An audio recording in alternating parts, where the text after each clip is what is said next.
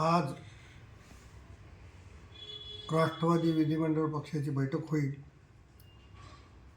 आणि बैठकीमध्ये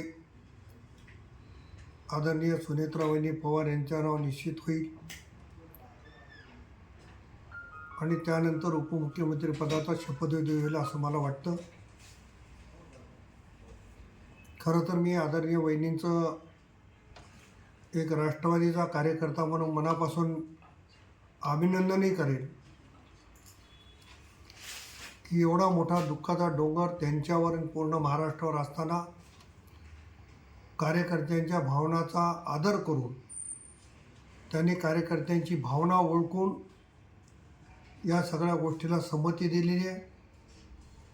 खरं तर यावरूनच लक्षात येईल की कार्यकर्त्यांना सांभाळण्याची भूमिका, एक मायेचा आधार कसा द्यावा ही भूमिका आदरणीय वहिनींनी घेतली.